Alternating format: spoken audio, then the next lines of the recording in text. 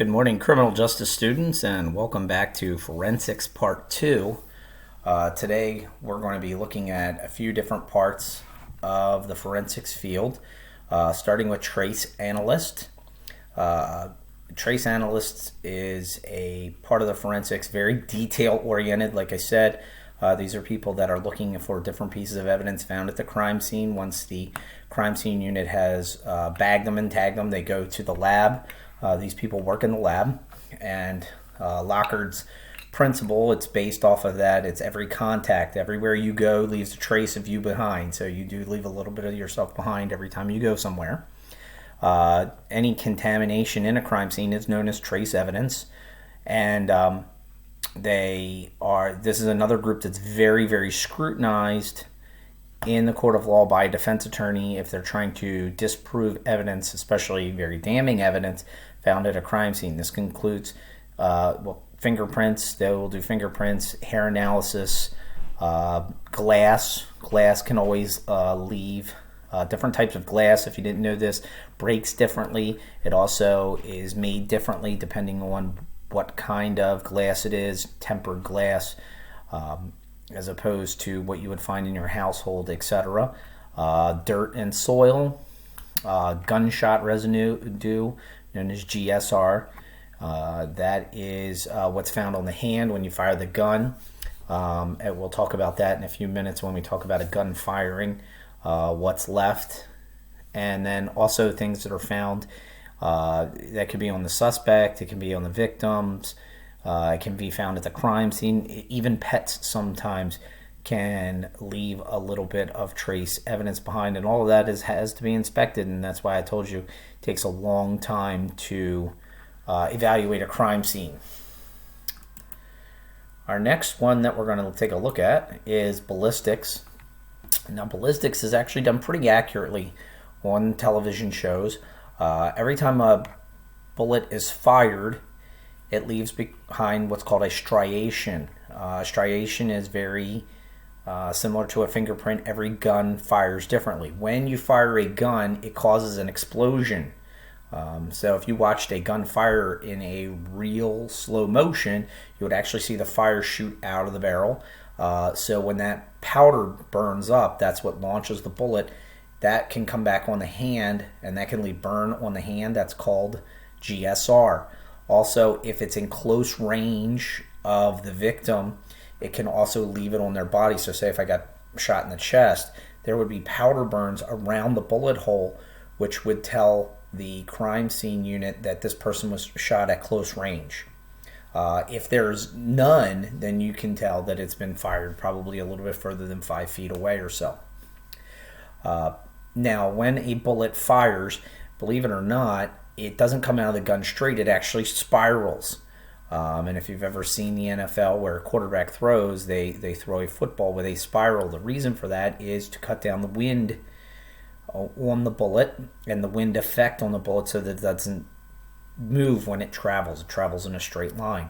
So when the bullet is fired, it actually fires in circles and comes out spiraling. That is what causes the striations or the grooves on the bullet, and it makes it unique to every gun. So if we find a bullet at the crime scene, and if we can actually match it to the gun. Now, the one kind of misgiving that is in the television shows is that every bullet comes out pristine and looks great. It really doesn't. Anytime that bullet hits something, the bullet jacket hits something, it gets all mushed up, and so it's not always is typical that you see it on the show that it comes out perfectly. That's not true. Also, by this demographic, you can see here different bullets create different types of damage to the human body.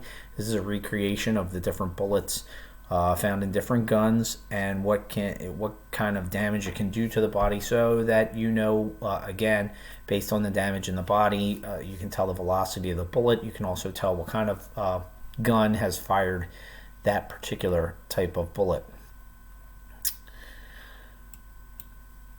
Arson Explosives, yet another type of crime scene. Obviously, firemen have their own investigators for this. And because of the growth of the internet, Columbine was started by two young men who had looked up how to make pipe bombs on the internet, as well as the young man who blew up the Oklahoma City Federal Building. He simply looked it up. So more people are able to create more bombs, unfortunately, for today. Also arson. We do have equipment known as vapor analyzers that try to figure out what the fuel was to the arson, as well as bombs. Now, for bombs, you actually, again, very painstaking. You will actually pick up every fragment of every piece of bomb that you can find and try to put that bomb back together to give you a better idea of the intended target, how big the explosion was meant to be, if it went right, if it didn't go right, etc. So you're picking up all those little pieces. So if you see that a grenade exploding, imagine putting all of those pieces back together. Now, if you really like puzzles, this may be your field of interest. If you don't, then probably not. So this is, and again, very difficult. Now, for arsons, some of the key factors in arsons: how long somewhere burns, the heat of somewhere burning, and the obvious answer is, how do I tell where a fire started? Well, the easiest way to tell you is where it ate the most. That's what it's known as, eating. Where it was eaten the most and the blackest, and the most burn. That's typically where you're going to find your starting point. Now, one easy way to tell if something's an arson versus just a natural fire is that, typically, not thinking about it, most people will try to make sure that they're burning something up, so they will start a fire in multiple places in a room. Well, if you know there's multiple starting points, the odds are that you're not going to start, a fire is not going to instantly start in 4 different places in a room, so you probably will know that, in fact, this was an arson. Of course, there's other ways to tell, but that's one of the easiest. Again, criminals not knowing the investigative skills of the criminologist. And unfortunately, some explosives you're able to buy over the counter. There are other practical reasons for actually having explosives. But it's something that, because people need them, sometimes explosives can be easily obtained. The forensic entomologist, now this goes back to our days of determining death. Believe it or not, after a quick period of time, the further away, obviously, the harder it is to determine a time of death. But as the body decays, different effect on the bones, and then insects will start to actually eat you. Yeah, sorry, a little gross, but yes, they will start to eat you, and they always appear in the same order. So the entomologist is this person who studies insects, and what they will do, depending on what type of insect is feeding off of you, they can make a pretty accurate prediction of a death, probably within a couple of months. Believe it or not, even now, obviously, at some point, they have what's called dry bones. Dry bones will not give us anything. We'll get more into that when we get into the anthropology part. But flies and beetles can help us to predict death based on the insects and what may be eating a decaying body.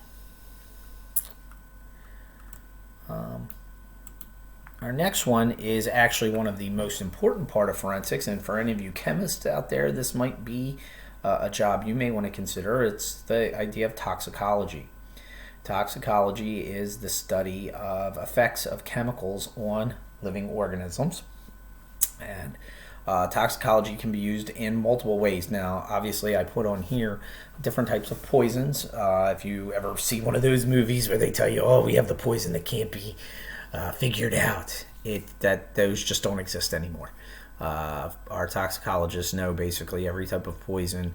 I have a bunch listed here, most of which are not very fun deaths, including a lot of basically bringing up everything you've ingested in the last 24 hours to the point where you dehydrate and you die, and you convulse. Most of those are not pretty deaths when it comes to poisons, and that's a lot of times what will lead the criminologist to figure out a poison based on somebody, regurgitating a lot of stuff that usually leads them to a poison. But there's other things that the toxicologist can tell you. They can tell you what you've eaten last. That may help to determine where you may have been. It can also tell you, obviously, other different things. Anytime your body is made up of chemicals, it's going to give you some of that information about what that person was doing at the time of their death. It also obviously includes drugs. It includes alcohol, anything you've put in your body that may have helped to lead to your own death. That would be helpful as well.